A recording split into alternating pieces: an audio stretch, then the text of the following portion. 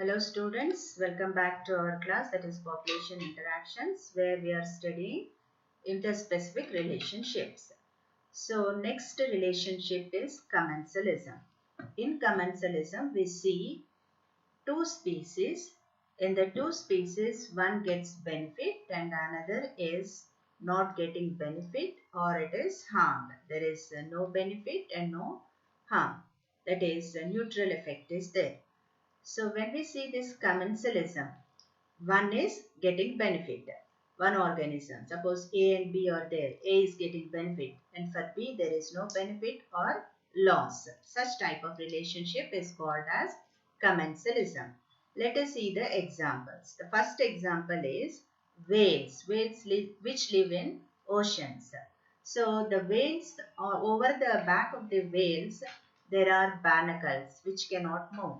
So the whales, while they are moving, barnacle also moves. So in this relationship, barnacles are getting benefit and for whale there is no benefit or harm. So it is commensalism. Another example is cattle egret.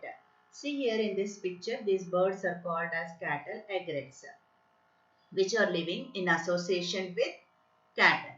What is the reason is, as the birds are very small, they cannot move the garbage heaps.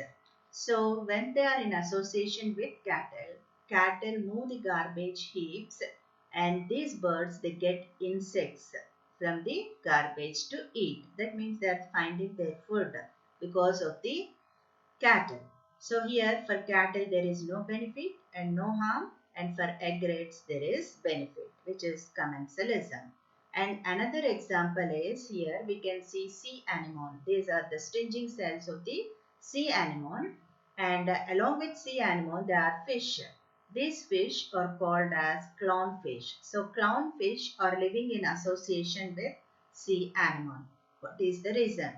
As the clownfish are very small, they are afraid of predators, and because of the stinging cells of the sea anemone, they are getting shelter from the predators. Predators they are afraid of the stinging cells of sea anemone.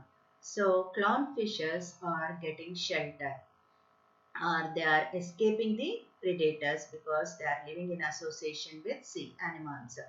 For sea anemones, there is no benefit or no loss, but for clownfish, there is benefit. So, such type of associations are called as commensalism. And even in plants also, we can see such type of commensalism.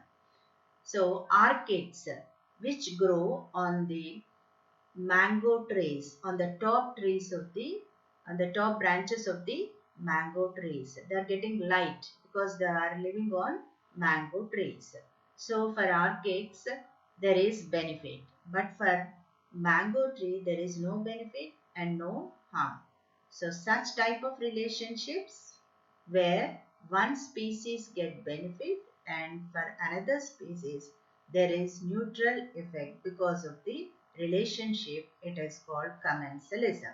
We'll see about another relationship in our next class.